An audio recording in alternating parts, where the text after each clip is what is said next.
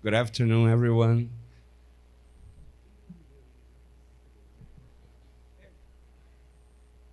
Well, let's resume our activities. Now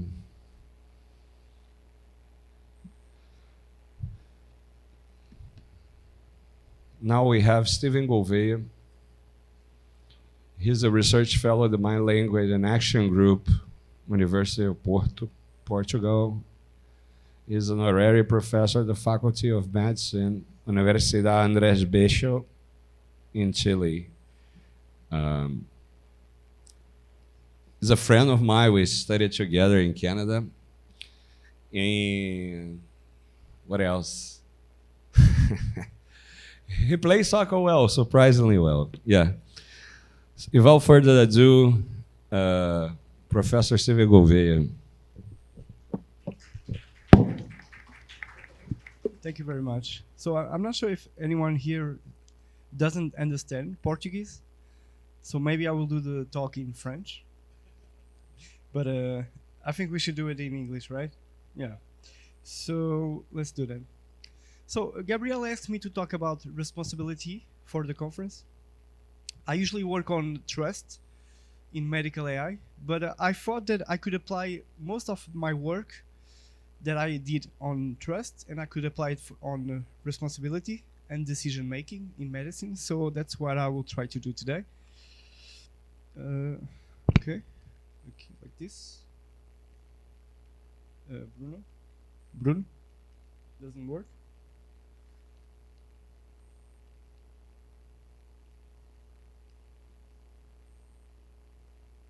You wanna try? Ou então passas manualmente?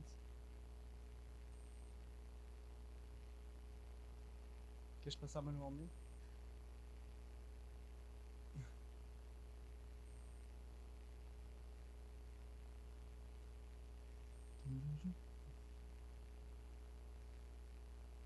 Será que apareceu o zoom?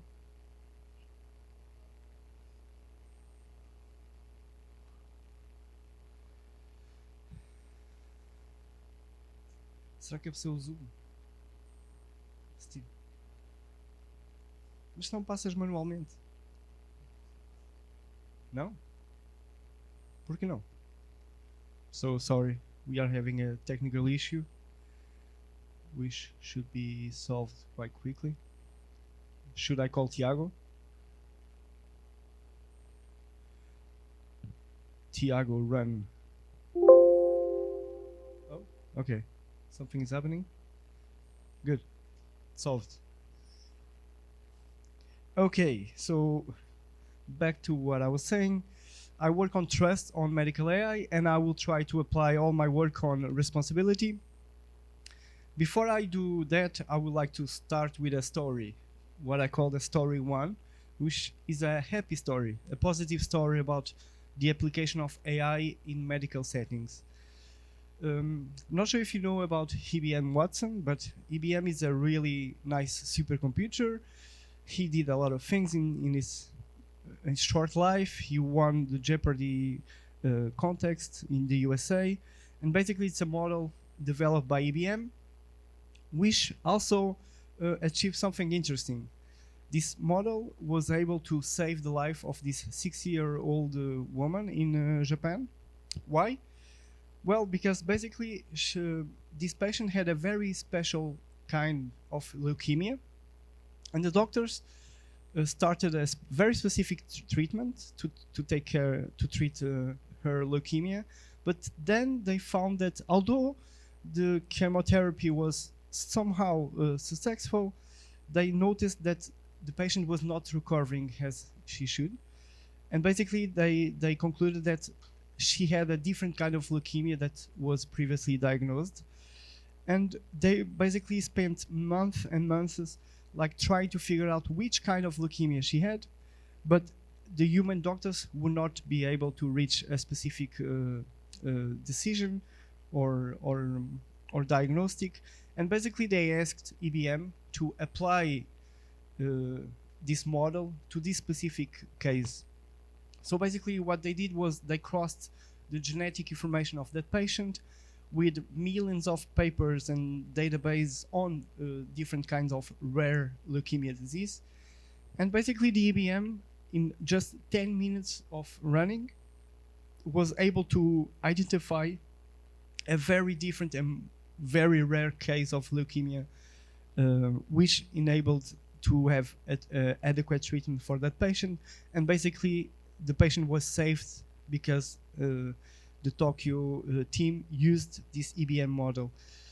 Why she was saved? Well, because in leukemia we are dealing with a disease that progresses very quickly on time, right? So if you can do the right diagnosis as quick as possible, the chances of saving the life of the patient increase highly. So this is what I call the positive story about the application of AI in medicine, but there are also some negative stories about AI. So this is one of many negative stories about the application of AI in medicine. Basically, this is another model that was developed by Google, which this model was originally trained in like 1 million non-medical images, and then they tried to train that specific model with 1,030,000 images of skin lesions. And basically what they tried to do was to understand if this new model was better in average than any human doctor to identify like benign lesions versus malignant ones. And what they found was that basically the AI model was a bit was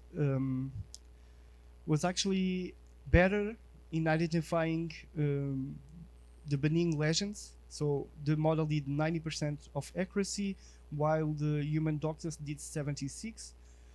And in the malignant cases, the difference is not relevant. But even though the AI model was also a bit better, so he was able to identify 96% of the lesions, while the human doctors were able to find only 95%, which is also great, of course. But we should not just look at this difference in percentage, right? Because if you look at this, the results are not like amazing. But what is amazing about these results is that all these doctors, they took almost 1 month to be able to run all the 2,000 images and skin lesions, while the algorithm took like 5 minutes to process all the data. And again, time is a very important thing in medicine, right? Usually when you are dealing with cancers or leukemias, like time is one of the most relevant factors to treat that disease. So although the percentages are not that different, the time that they took to process all this information is highly relevant. And this is just like basically another story, which although the data are great, right, in terms of efficiency, what they found was also that this specific model has a sort of skin bias towards white people instead of. So the idea was that the model was not as efficient in darker skin individuals than it was in white people. And of course, this generates a sort of bias that it's problematic. And this is why I call this a negative story about AI in medicine. So I first showed you one epi story, and this is a sad story. And now we can go to the talk itself. So we know that the influence of AI in medicine is increasing every day. Why? Because there is this basic assumption that the application of AI in medicine makes medicine more reliable, more efficient, and also faster, and also more economical in many senses than what we call a traditional medicine, or a medicine that is based only on human reasoning. So the alternative here is to create all this kind of model with different kinds of nature, and to use those models to partially or totally help the decision-making process in healthcare systems. So I don't think this is debatable that models can increase the efficiency of many different medical processes. For example, we can create algorithms to make diagnostic imaging very more precise. And this is one of the first and one of the most efficient ways of applying AI in medicine is diagnostic imaging. We can also use AI to elaborate different kinds of treatment plans for specific disease, because we have some problems when we are dealing with different kind of medication, and this involves many calculations, chemical and biological calculations. So AI can also be used to make all those treatments more efficient. We can also use AI in a robotic mediated kind of medium to perform surgeries, for example. And we can also use AI to make preliminary diagnosis, which is highly relevant because at least 50% of the problems that we have in medicine are based on the lack of preliminary diagnosis. So if you can solve the problem of access to preliminary diagnosis, we can also solve many problems in current medicine. But we should notice that all these kind of technologies, at least most of them, are based on many different kinds of data, and also these data have different nature and different contents.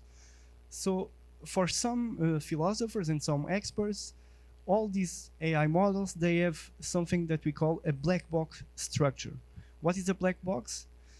Basically, it's the idea that the doctor or the engineer will be able to understand the kind of information he inserts inside that model, for example, a specific symptom, but he will not be able, so he will be able to understand the inputs, and he will also be able to understand from an epistemic point of view the kind of information that the model offers. So he is able to understand also the output information of that model, but nobody in the world basically is able to understand why or how that specific model crossed the several inputs with the several outputs. And this is what we call the black box problem, right?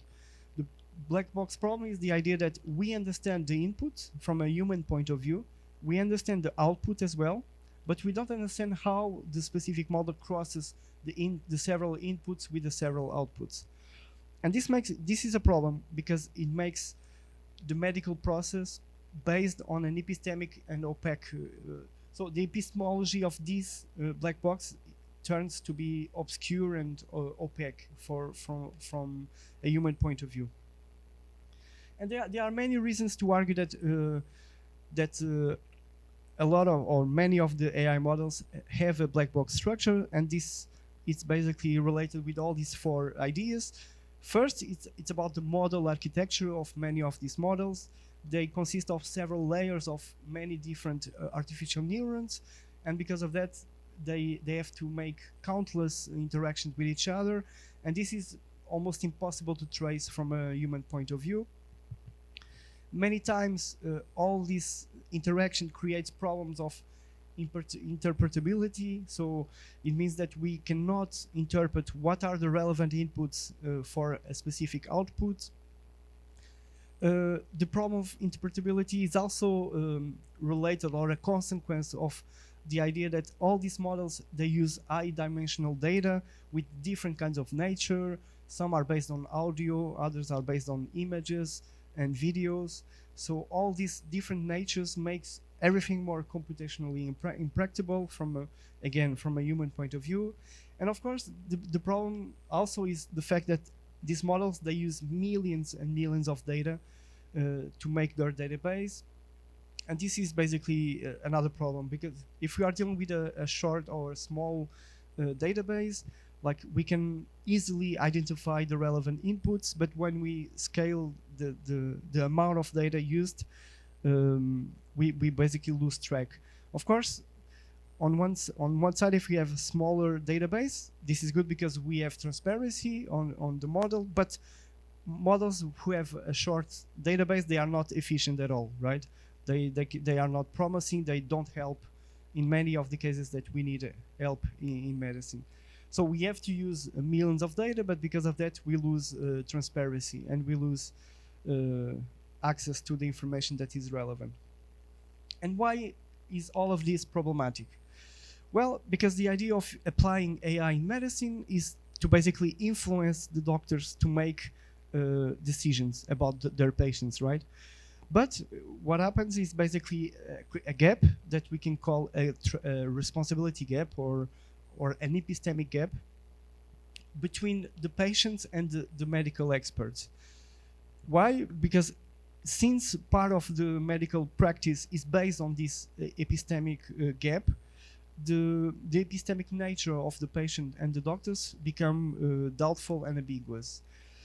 What I usually say is that basically there is a philosophical vacuum with a specific impact on the practice of medicine regarding the kind of confidence that on one hand patients can have on doctors, but also the kind of patient that doctors can have in the medical process itself.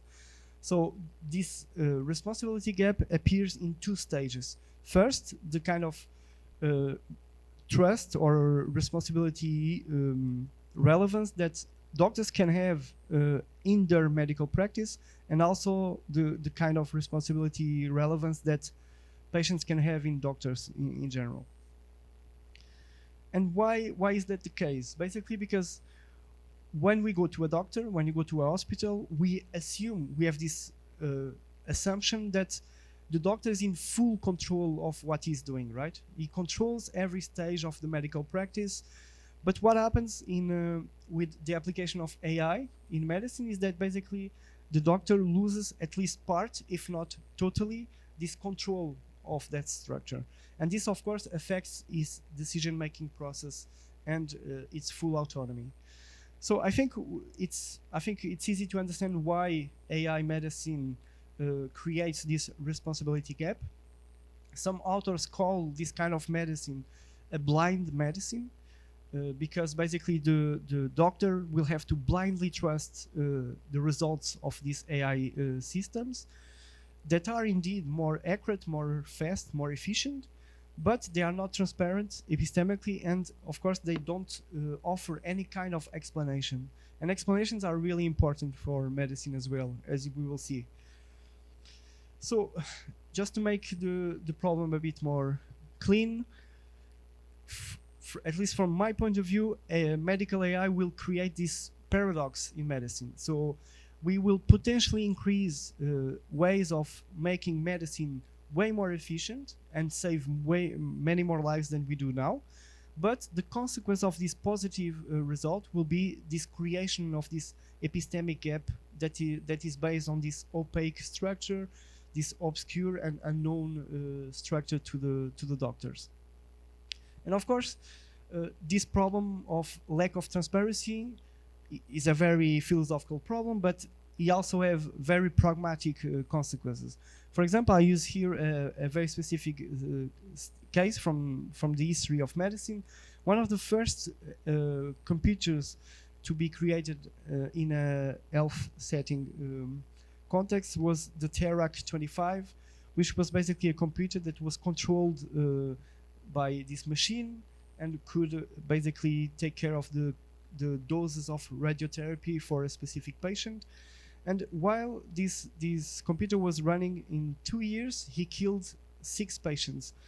And of course, we are dealing with a very rudimentary kind of model here, but we have also more recent examples like the Da Vinci surgical system that basically in 10 years of use, and this data is from 2012, so the results are not accurate, but only in 10 years, the Da Vinci surgical system basically injured more than 2,000 patients, and this includes burns, cuts, but also some deaths. So this is the idea that this is a very philosophical and abstract problem, but he also has very specific impacts on the practice of medicine. So to sum up what I said until now, I think AI medicine creates this awkward ethical situation for doctors and nurses in general, because they have to rely on a system that is epistemically problematic in at least 3 ways. So the lack of epistemic transparency prevents doctors to explain to their patients what's happening with their own health situation. This epistemic transparency also prevents doctors to understand their own medical diagnosis about a specific problem.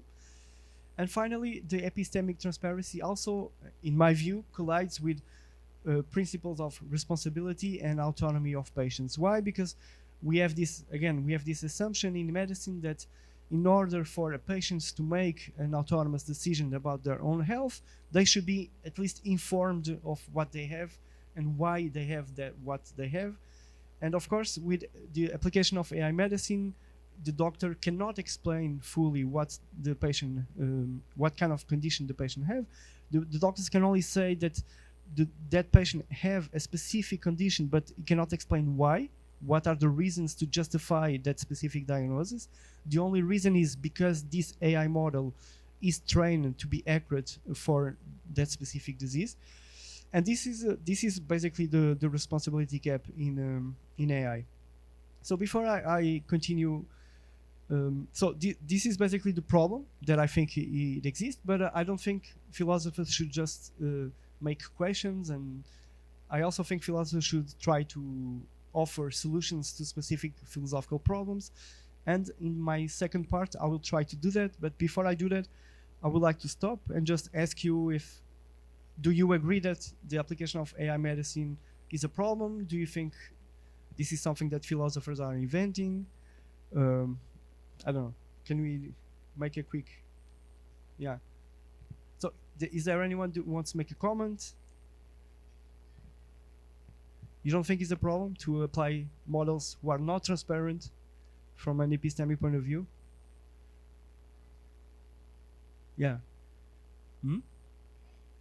It is what? And that's a problem, or it's not a problem? It is a problem. Okay, we agree. Great. Does anyone more disagree with me? Because some people actually think that this is a problem that philosophers are exaggerating. We can make better technology, and this is the kind of route that I will follow. So I think what we need is better technology, but we'll see why. But so if we all agree that this is a problem, do you have any idea of how we can deal with this problem? No?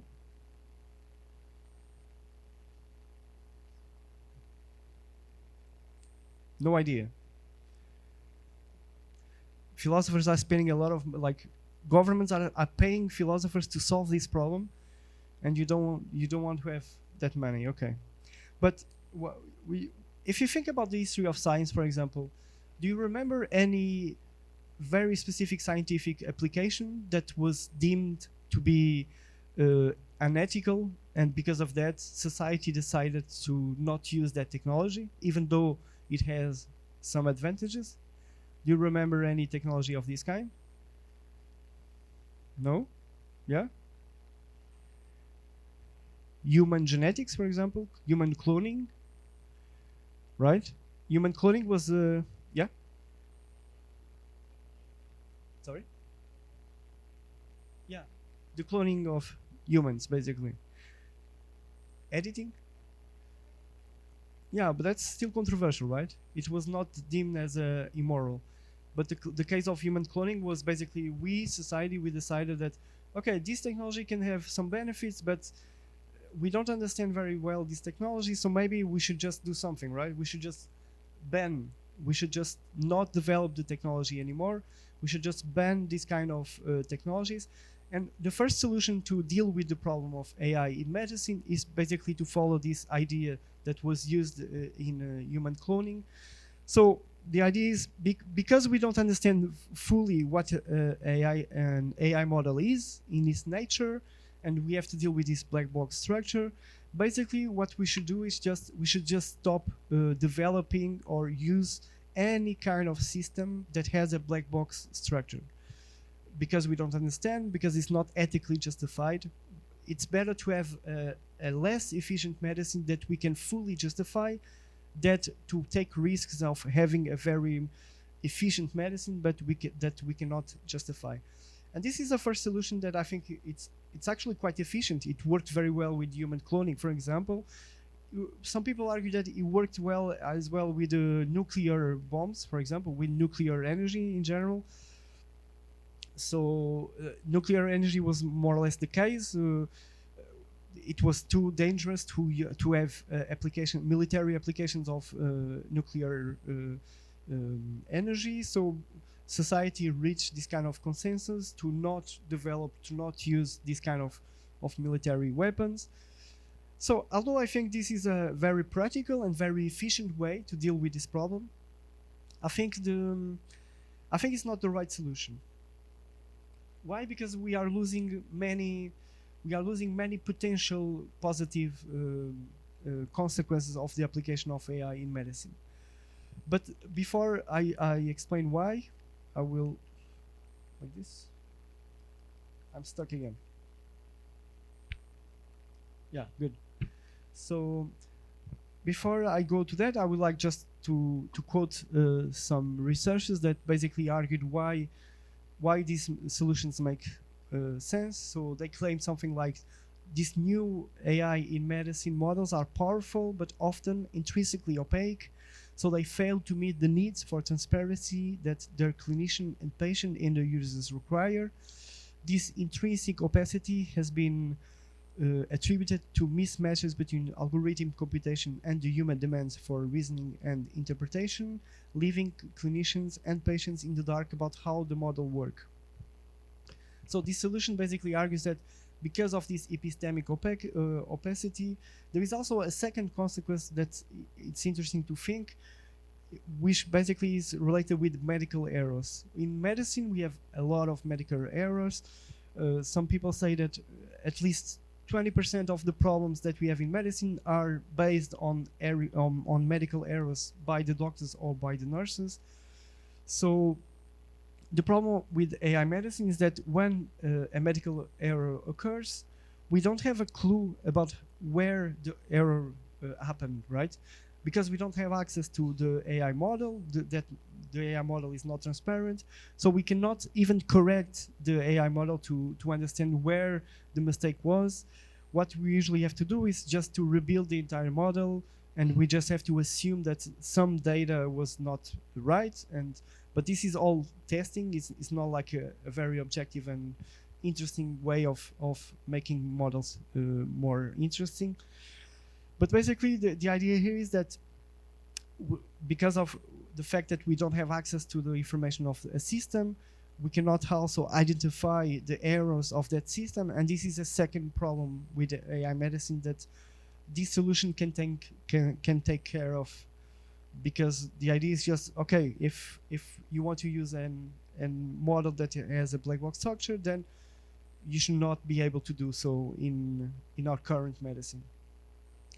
Although I think this is an interesting solution, I'm not sure if you think the same. So do you think this is an interesting solution for the problem that I raised before? If you do, raise your hand. A semi-hand? No? Okay, nobody is convinced by this option.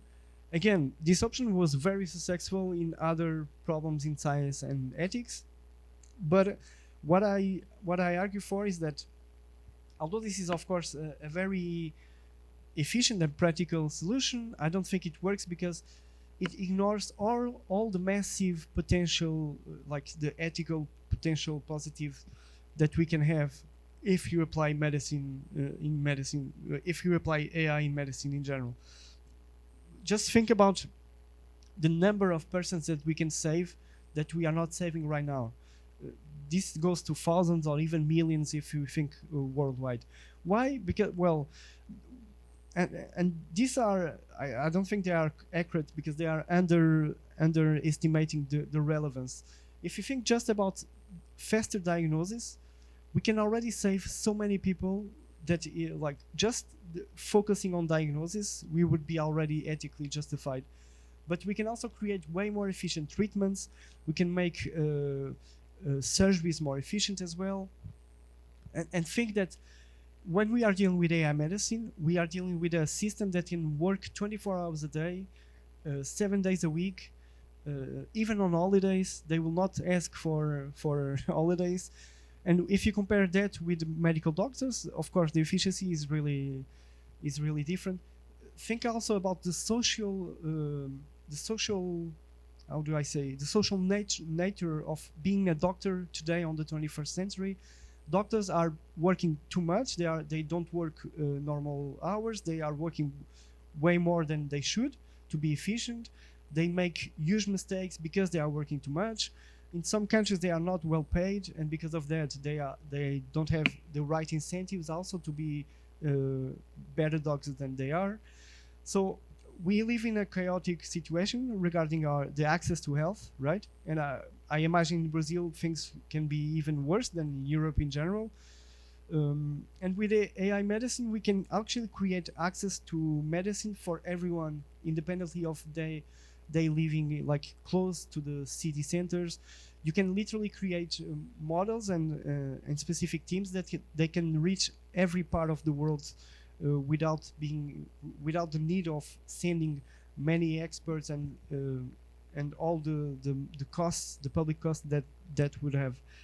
So because of all these positive consequences of the application of AI, I don't think this solution is the right one. But again, if you disagree, just let me know and we can debate that. The second solution that I think is interesting to think is just to say we should just accept the benefits of these AI models and we should just simply ignore all the consequences that we may have. So the idea is that more important than finding an accountable expert-patient relationship, what really matters in medicine is that we can save more lives and we can do that more efficiently and more quickly. So, and again, think about how millions and millions of euros or dollars or whatever governments spend in public health right now, and all this money, if you apply AI medicine, can be saved to fight other relevant goals, such as the end of poverty, the end of better education, or housing for everyone, etc. So the idea here is to claim that if you can think a technology that helps to lower the costs of public medicine in general, and it can also save more lives by being more efficient, even if that comes at the cost of corrupting the relationship between doctors and patients, and also the relationship of patients with their own medical practice, then that should be the case. The idea here is that it's morally justified to have a worse expert-patient relationship because more lives can be saved. So this option or this solution to the problem of AI medicine is based on this idea that actually responsibility is not the medicine's priority, right? When we think about medicine, we don't think that the focus of medicine is to guarantee full responsibility, but it's actually to save lives, right? Imagine that if responsibility was the focus of medicine, then we should argue in favor of maximizing the levels of responsibility between doctors and patients. But actually, this is false. Actually, this is false, right? Because usually maximizing responsibility can even lead to a worse medical decisions for the patient. Because, for example, the patient may blindly accept all kind of recommendation that the medical expert is giving, and all these recommendations can go against their own values, against their own expectations and preferences. So some people call this kind of view an epistemic paternalism that is applied both to the patients that needs to blindly trust the doctor, and also this epistemic paternalism also can be applied to the doctor, because he will have to blindly trust the results of the AI model. But in either case, nobody will be able to explain the whys of that process, right? So the patient will not be able to understand why he has that specific disease. He can only understand which of the diagnostic the patient have, but he cannot understand why that diagnostic was done. Although I think this is a more interesting solution than the previous one, I also think there are several problems with it. But before I go to those problems, do you think this is a better option than the previous one? So the previous one was to just let's ban all the AI models in medicine. This one is like, no, we should be more careful. okay, we should accept that all these models, they are not transparent and we don't have a way to deal with it, but the benefits of using AI suppress the negative consequence of that. So there is an ethical justification here, and because of that, we should just ignore the minus negative consequence that will happen, because they are justified by all the positive gains that we will have. Do you think it's more reasonable? Yeah. But do you think like a really good decision without comparing to the other one? Or do you think we can do better? Okay. You want to say something? It's better than the previous one, but it's not perfect. Yeah, they are not perfect solutions in medicine. So why this option is more interesting, but it's also more at least from my perspective, it's also problematic. When you think about data about patient-centered medicine, which is basically a medicine that is done more humanly, what we have is data that shows that all this patient-centered medicine can have better results, health outcomes in general. So this leads basically to lower costs, to fewer rehospitalizations, and also to great patient satisfaction, which is an interesting point. And of course, in my view, there are also normative reasons to argue that there are also normative reasons to argue that a doctor must well, I think this is obvious, but I think a doctor should respect the autonomy of patients. And of course, this is aligned with the idea that in order to respect the autonomy, patients need to be informed about their own medical decisions and treatments. But remember that with AI medicine, this doesn't happen because information is not available, and therefore patients cannot make an autonomous decision about their own medical situation. And finally, I think this AI medicine solution is also based on this very obscure concept of data, right? They use big data as very specific, concrete, and clear facts about the world that are indisputable and have the same value regardless of the context. But actually, what we know about data is that, or datum in singular, we know that a datum is highly contextual and it's highly relational, especially when we are dealing with big volumes of data. So this means that a specific datum is influenced by the relevance or the value of other data around it. And this goes against a very specific ontological view of data. At least some people in AI medicine, they think that data are just clear facts about the world. They are just representations of clear facts about the world. But this is not the case at all. Big data are not that objective as some people argue. And of course, because of that, there are many problems that I think are relevant to study. For example, all these kind of racist biases in many medical models, specifically about skin cancers. So I think this is an ethical problem that we cannot just ignore, right? As this proposal claims. I think we should consider other ways to make it a bit more ethical. And I think the right solution, or at least the one that I argue in my work, is actually that all the two previous solutions are not great, even though they have interesting points, but I don't think they are sound. What I argue for is the idea that we should create explainable or transparent AI. I'm not sure how much time I have, just to be sure.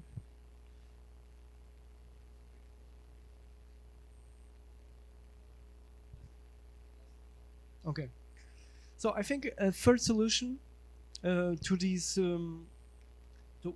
entire debate is to create this second order AI system that will be applied to the black box model in order to try to explain what is happening inside that specific model that we want to understand. This will make the entire process transparent again for the doctor and therefore by consequence for the patient itself.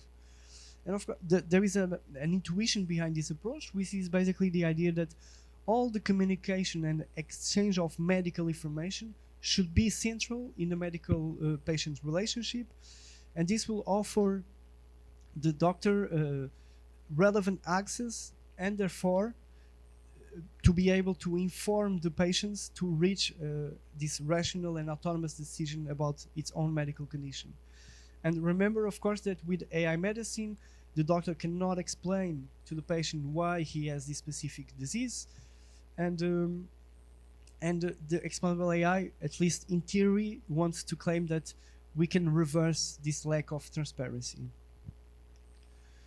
Think about how we know we have some interesting data by BIMS as well that shows that the doctor's ability to explain to a patient its medical condition directly affects the confidence that patients have in medicine in general. So this is another important problem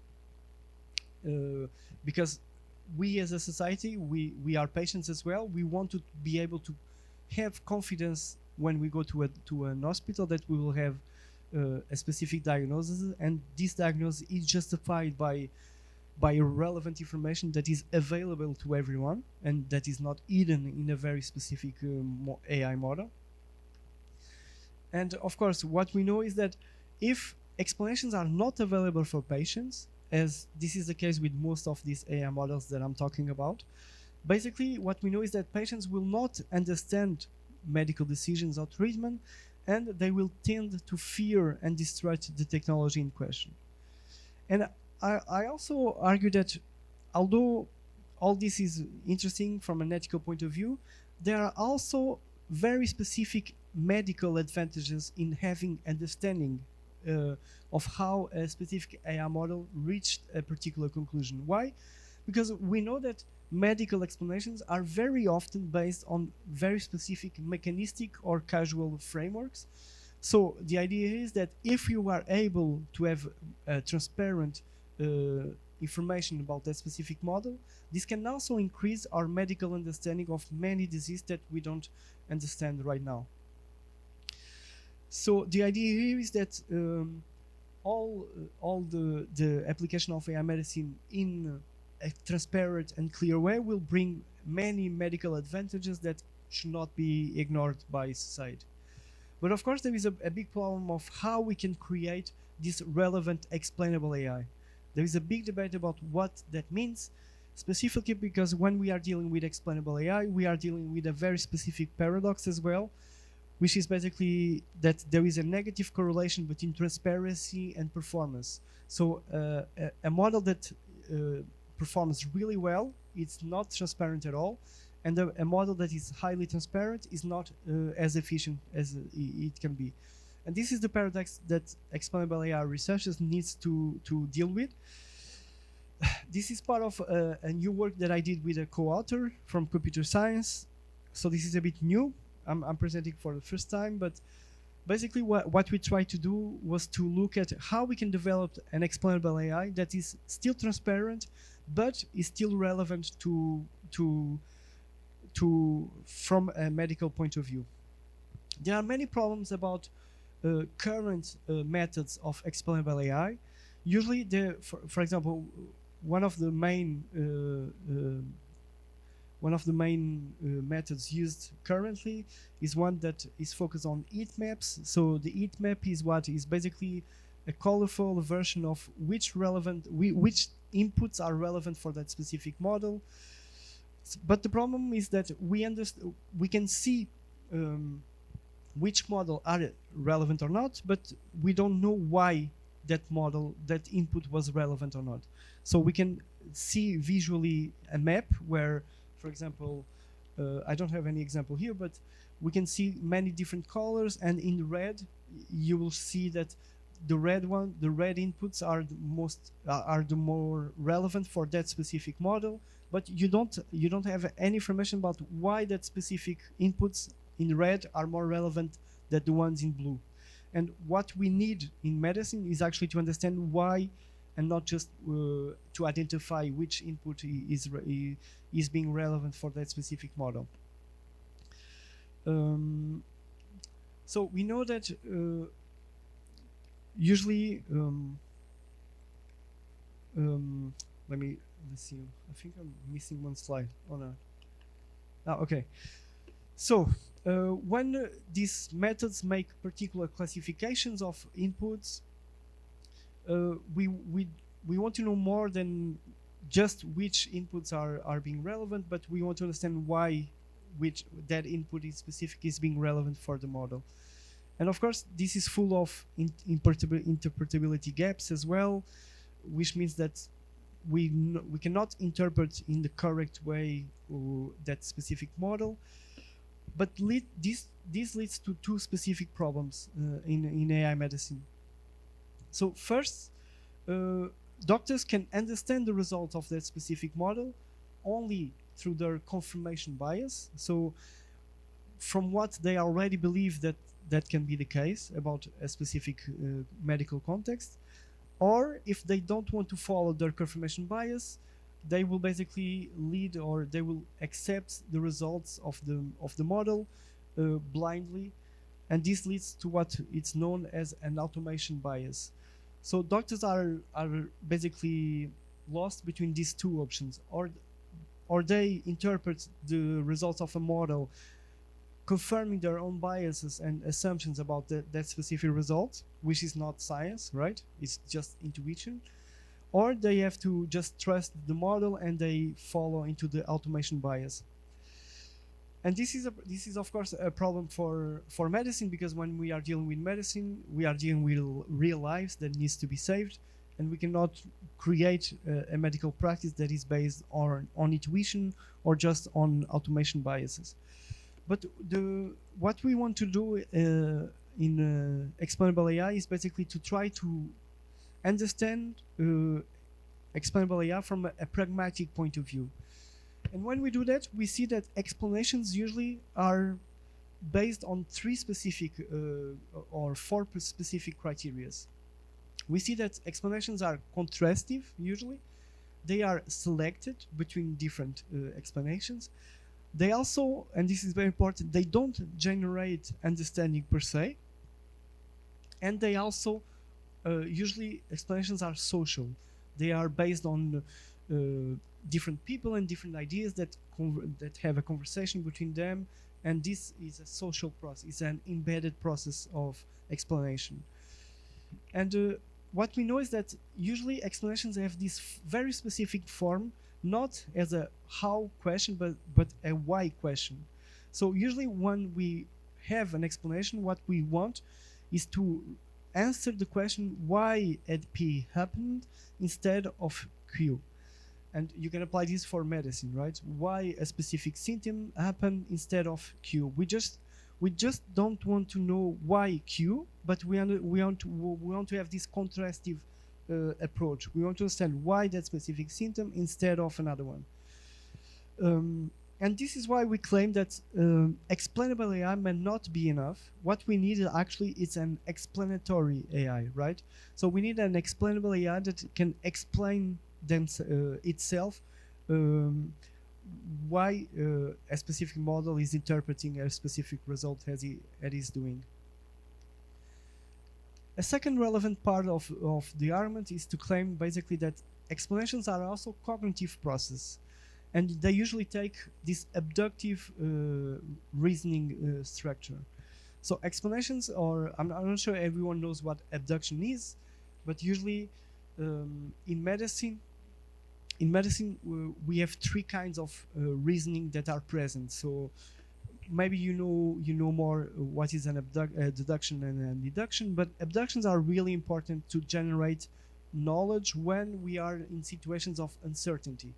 And in medicine, in many cases we are dealing with conditions of uncertainty, and because of that we cannot use deductions or inductions. We actually have to use abductions.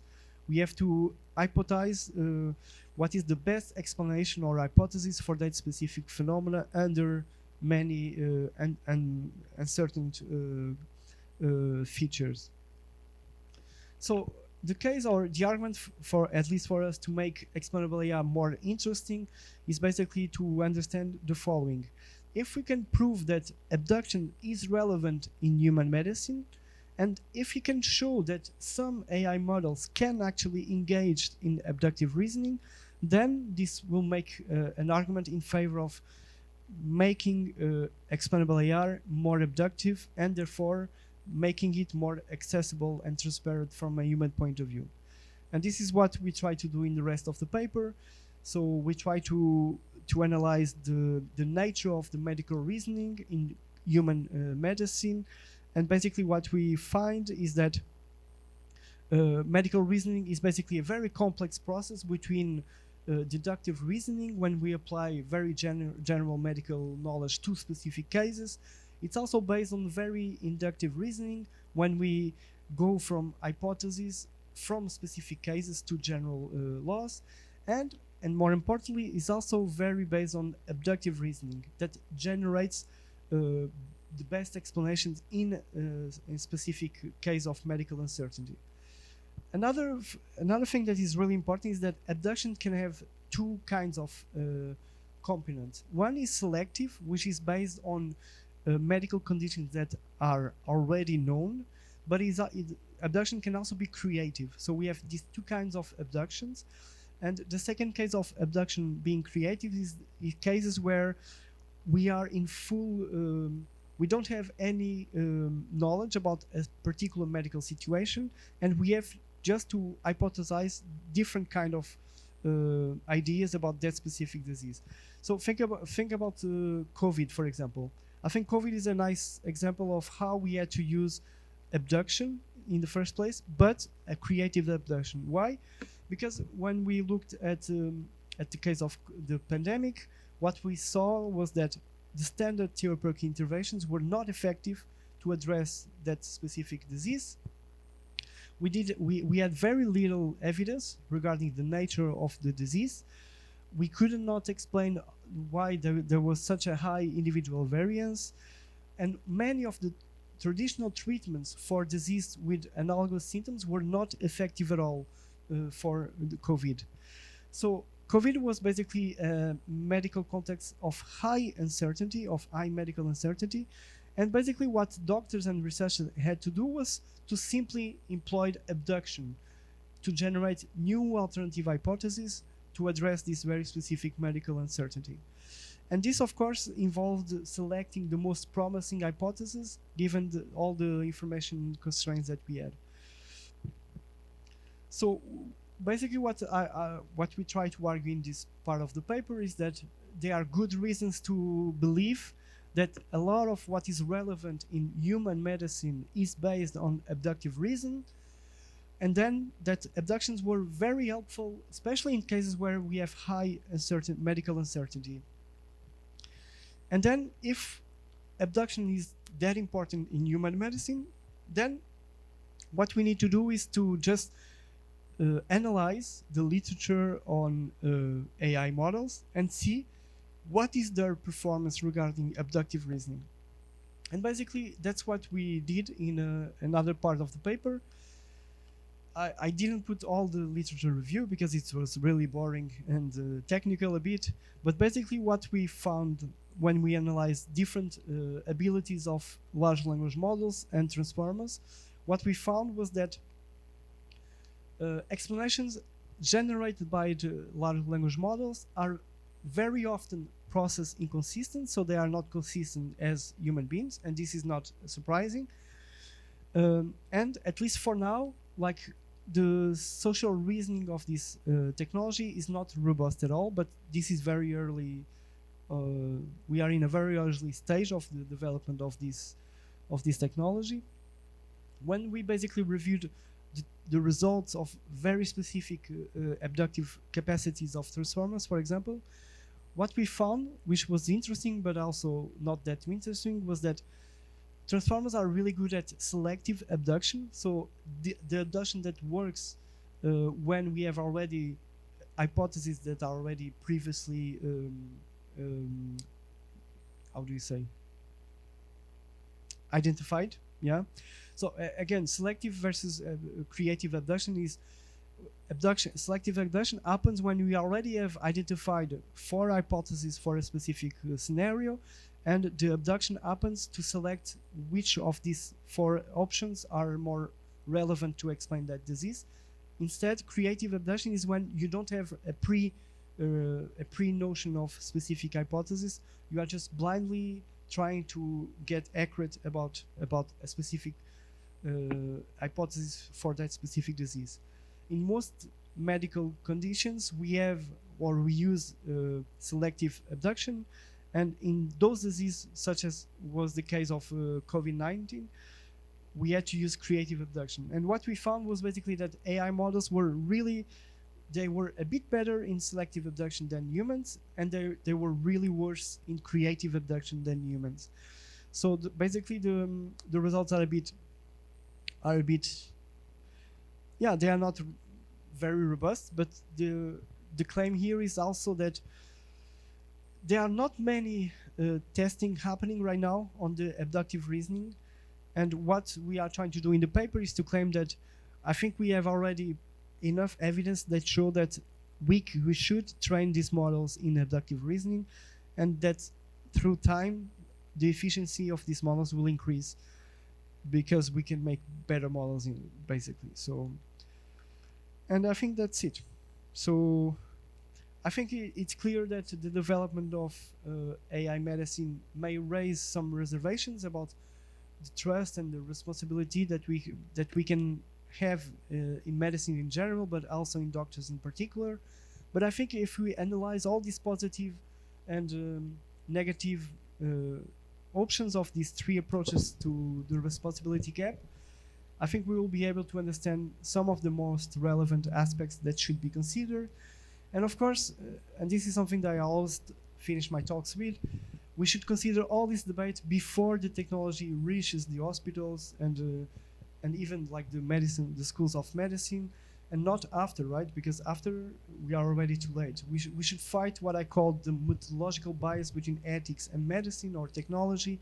So instead of applying the technology first and only then think ethically about it, we should reflect first ethically, and only when we reach a sufficient standard of ethics, we should then apply the technology. So these are some of my AI projects. If you want to look for them, this is a book which is interesting, and this is a free documentary if you want to check on YouTube about some of this stuff, but other stuff as well. There will be a book launch of my new book on the. I already talked too much about this, but there will be this launch book. The book will also be translated in English, and it's not related with AI, but you are invited. These are some of the references that I used for this, and this is my website if you want to look for more stuff. Thank you. Big round of applause for Steven Gouveia. Questions? It's such a controversial theme. Let's see what kind of stock we're gonna take from you. First of all, Steven, thanks so much for your talk. It was really interesting, really illuminating, and you covered like so many of the problematic issues, and I loved how you proposed different solutions and kept the debate going. And I have a few comments, and some of them are questions, some of them are, I don't know, some suggestions for us to wait. About the problems, one of the first one you mentioned was the black skin cancer diagnosis. And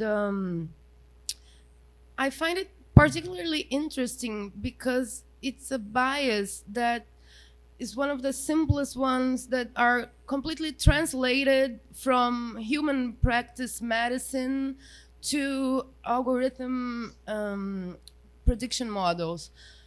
And it's the case that in 2020, there was a student of medicine in London, I think first year, second year, and he noticed the problem with the textbooks, that no pictures of dermatology issues at all were shown on black skin.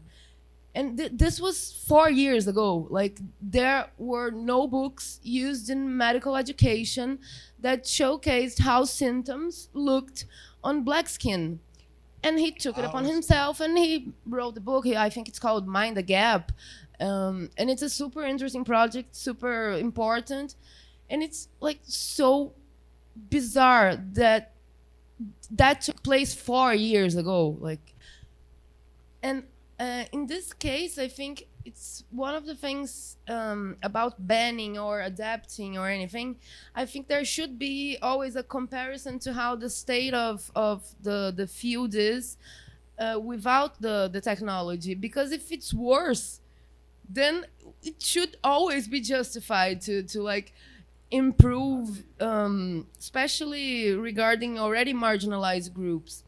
And when you discuss banning or maintaining as is, because the maintaining as is had the argument of medicine should focus on like saving as many lives as possible, and yeah, that can be like the ideal maybe, but at the same time it's very worrying that maybe we can create technologies that are just widening the inequality gaps.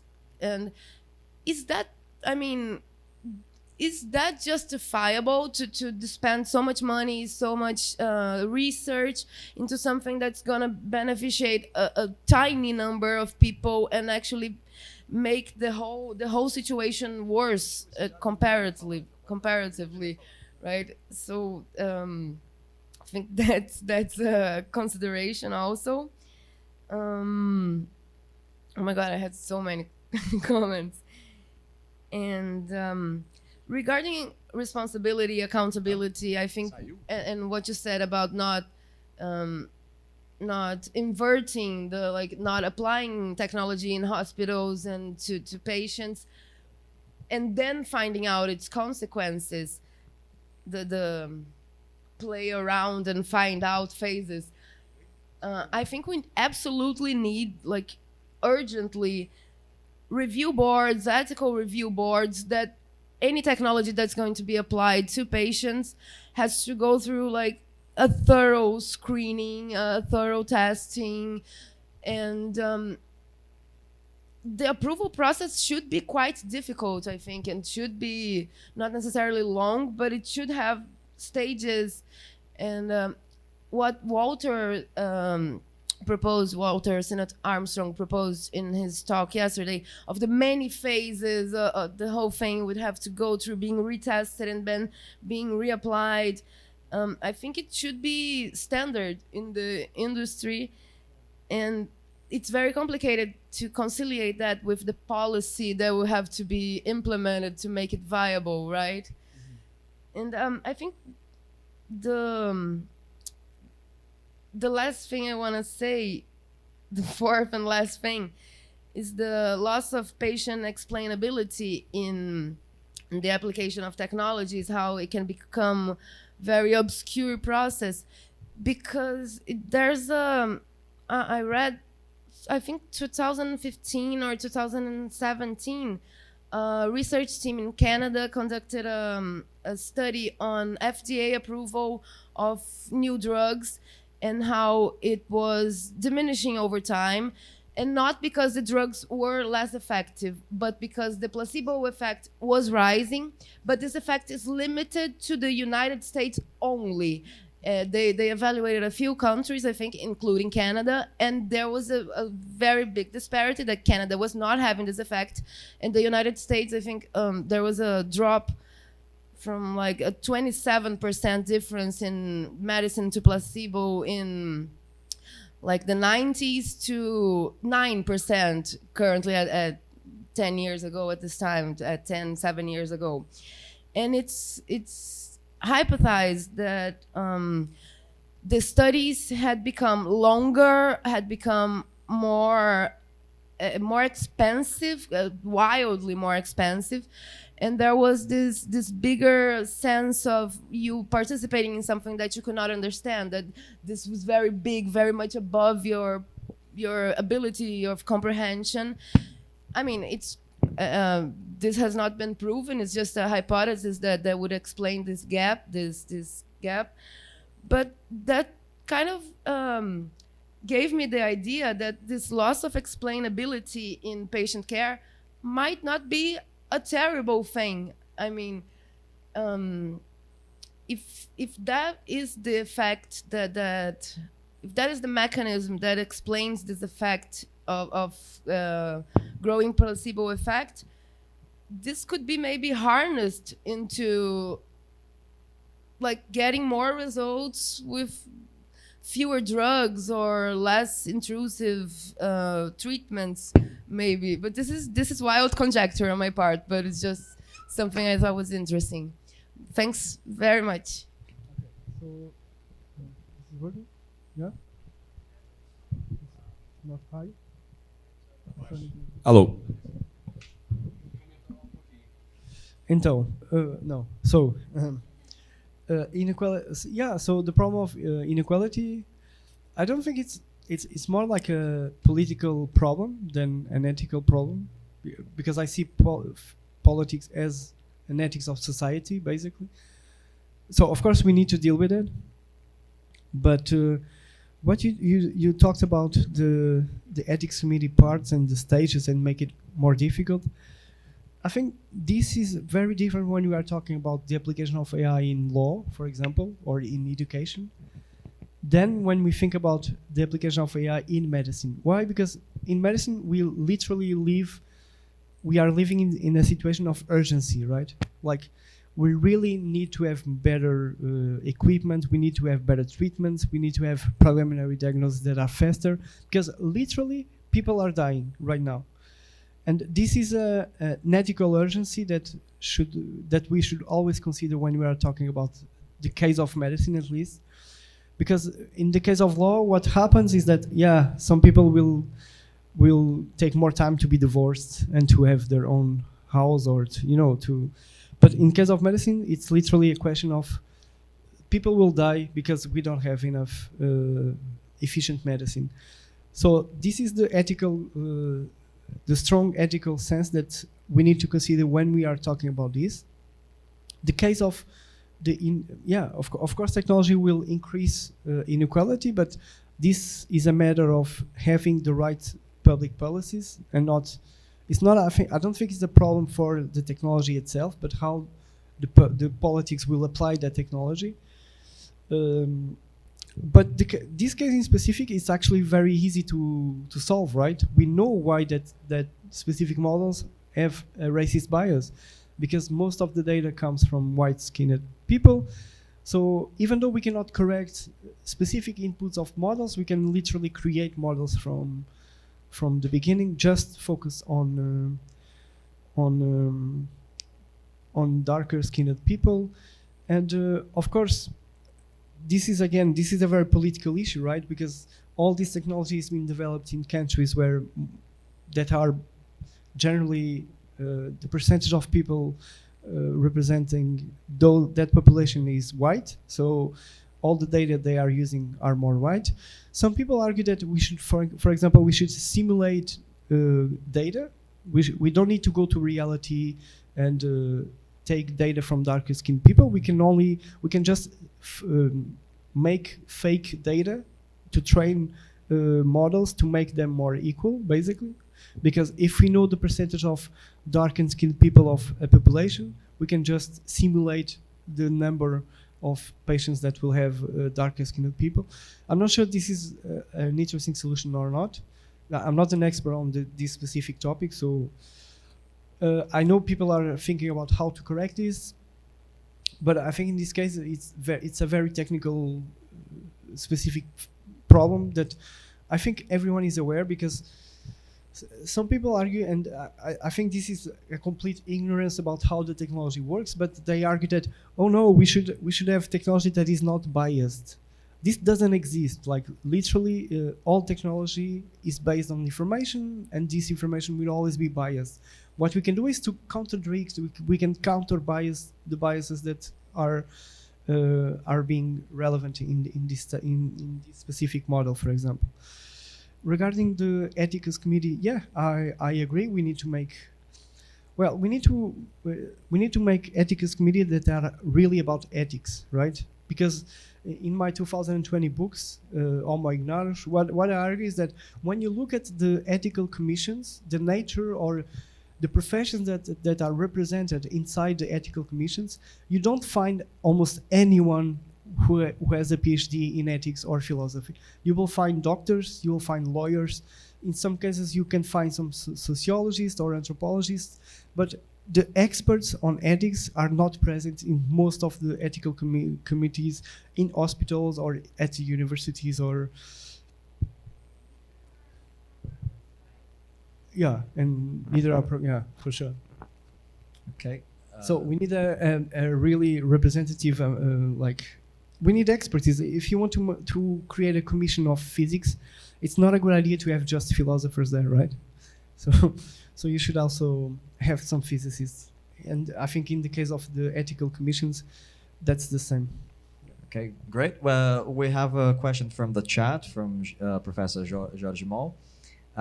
He asked, can you compare with transportation, like a driver operating a car or a bus, which have lots of technologies embedded? He further explained that also involves trust in the human and technological risks, and legal standards and checkpoints that have been, for the most part, agreed upon. The question is, why can the same happen to AI-aided or robotic-aided medicine?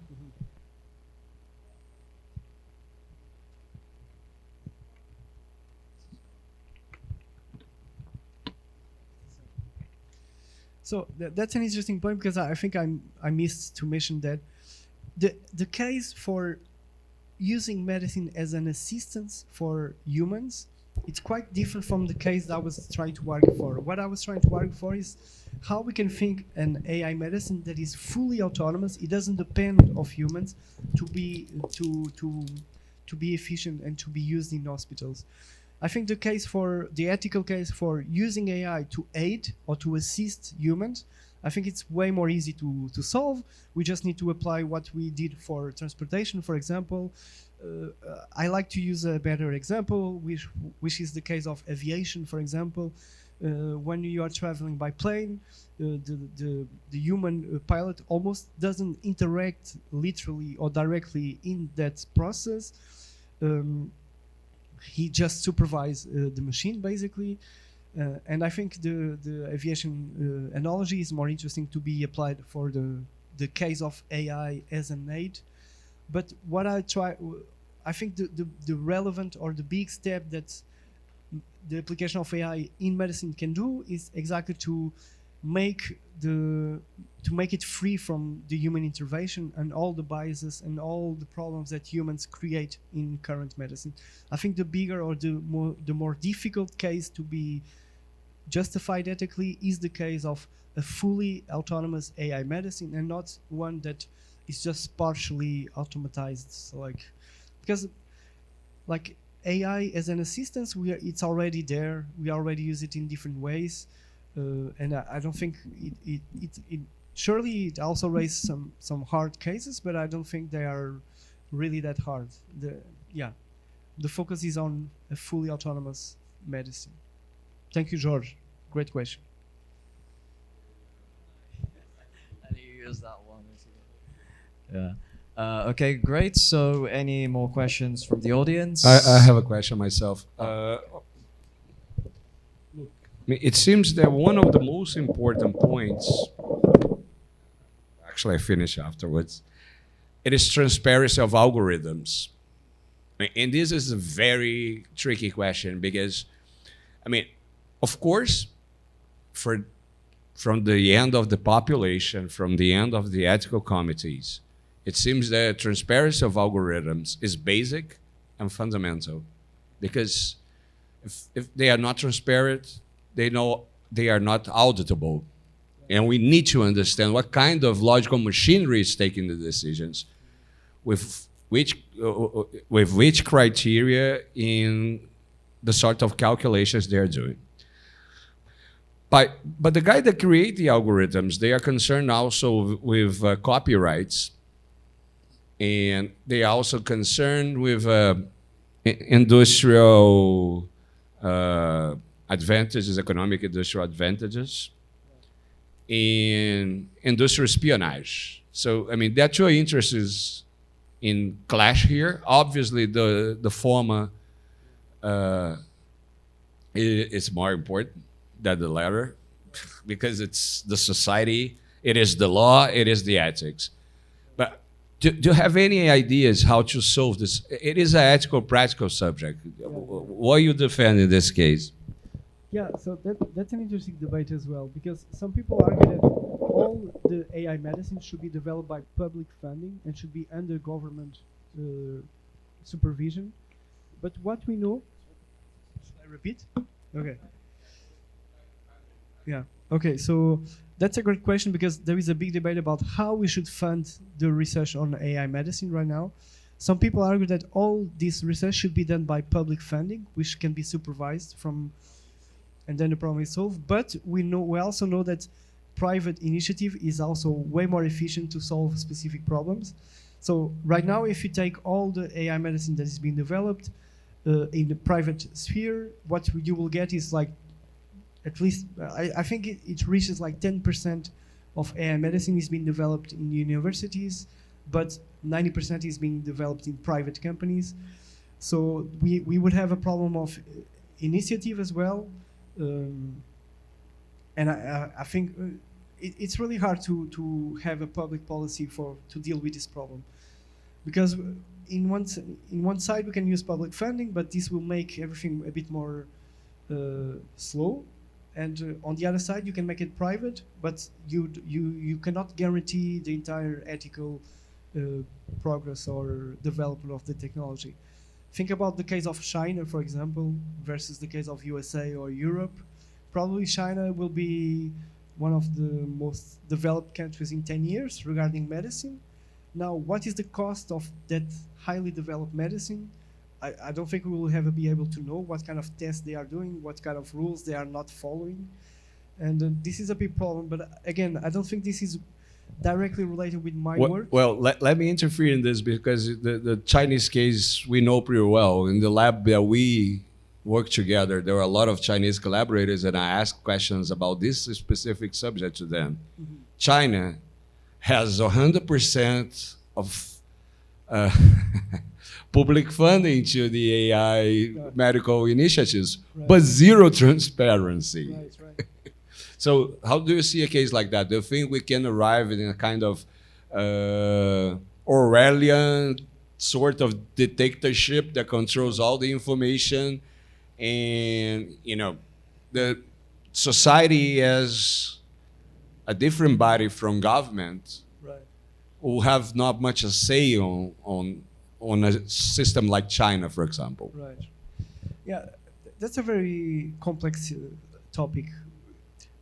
I just have intuitions. I don't work on that specific case or that specific problem. My intuition says that we need to find ways to make it better. There are some philosophers who argue, for example, that we should try to create this universal ethical committee that is able to have juridical power over all the countries. Of course, this is it's a fantasy. No country will accept this, and there is a big problem about how we can control the technology that's been developed. In some months we had that thing that called to stop the development of ChatGPT, for example, for 6 months. We don't know what's happening. This is a very stressful, I think, a very complex problem that I don't have anything serious to say. But do you think in a given moment it would be necessary to have a body like, I don't know what?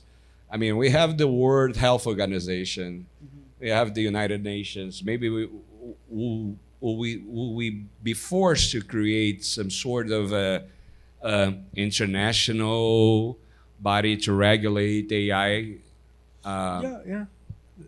Some philosophers talk about the urgency of that kind of institution. The problem is that if you look, so let's look for COVID, for example, right? You had the world, you had this big medical institution providing specific guidelines to every country. But what happened was basically we had Trump on the USA, who didn't follow the guidelines. We had Bolsonaro in Brazil, who also didn't follow the guidelines. So we will have to deal with politics when we are talking about the like universal or worldwide institutions, and politics are not the right place to do the right thing, I think.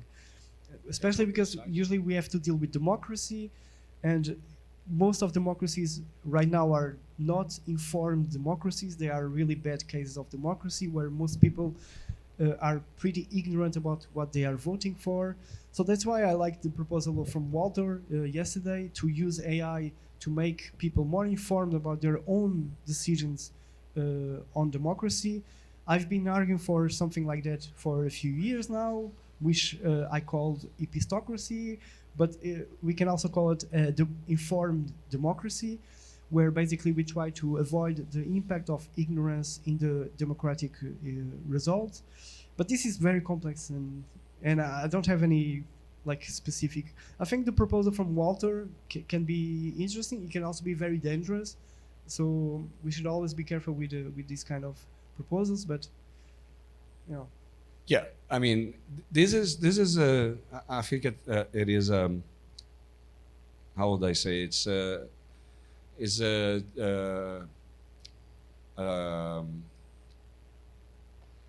it is controversial in itself. It is a double-edged sword somehow. Yeah.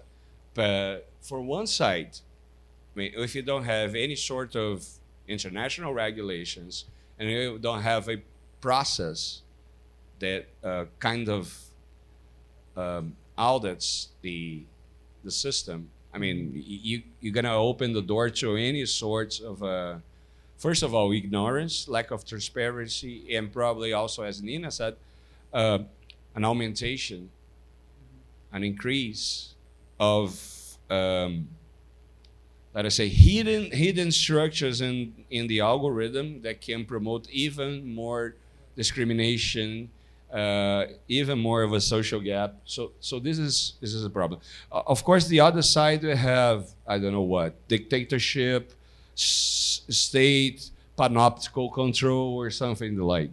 But I mean, probably we have to find something in between, I imagine. Yeah.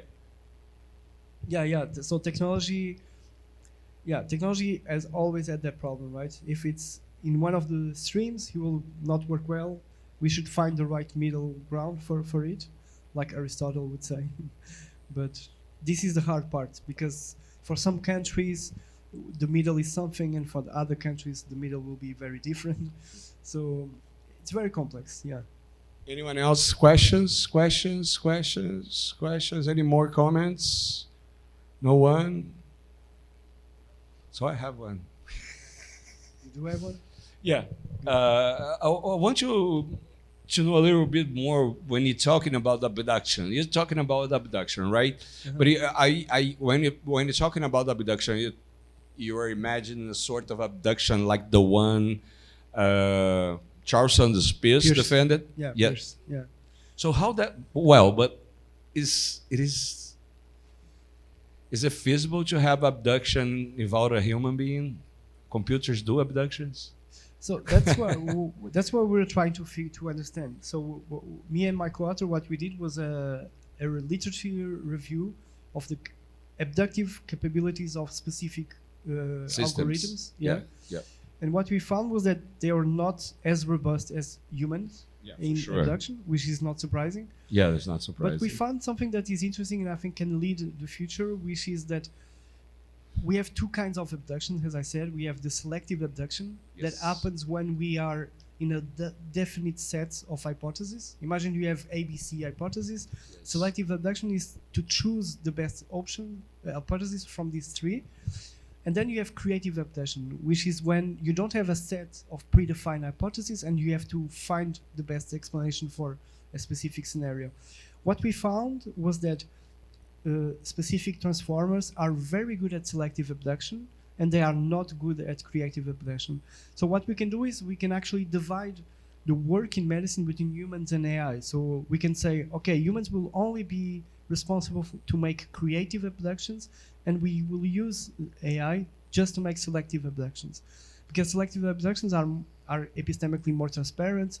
We already know the hypothesis by hand, so we can make this mix program of. Yeah, we're talking about transformers in general, like Yeah. the ones that are generated large language models. Yeah. Okay, so that makes a lot of sense because I mean the so-called with creativity that they have is based on interpolation and it's based on recombination based on probabilities. But selection for them is easier because they just apply the criteria and they are quite precise. So that will account for a kind of a supervised AI system. We need to have the computer doing selection, or we will have to have human beings at least supervising the creative abduction of our computers. And that seems to be very costly, I would say, because you have to have policymakers and deciders taking care of those special cases that need some creativity and some understanding. At the same time, you're spending money also with computers. So, I mean, that kind of presupposes a big budget, I would say. Yeah. Yeah, so the data we have about the economical impact of AI medicine is basically that at the beginning, in the first 10 to 20 years, the cost will increase a lot, but then the cost will decrease and it will fairly suppressed, or it will be very diminished compared with the human medicine, that it's always rising. When we are dealing with cost of public medicine made by humans only, we deal with inflation, and because of that we have higher salaries. Because of higher salaries, we have the costs are always increasing. If you look at but it's basically an exponential rise or increase when we are dealing with the economical status of human medicine. While when we are dealing with the AI medicine case, we'll have some rise and then it will lower each year. So I think this is another ethical reasons to consider the case of AI medicine, because in the long run it will be cheaper, and if it's cheaper it can be accessible to more people in general. We can create more hospitals, we can create more access to everyone in society, which is something that right now is missing. If you look at least in Portugal, I don't know how it works in Brazil, but in Portugal, like, the public health situation is really bad. If you have an emergency, you can stay in the hospital at least 12 hours. Some people are not infected when they go to the hospital, and they get some weird virus during their stay in the hospital, and then they die because of that. So we really need to find ways to make medicine more accessible for everyone and more cheap. And this is the case of AI medicine can be one of those that can create this kind of project. But of course it's not easy or or simple. Yeah. Okay, any other questions? So a big round of applause to Steven Gouveia.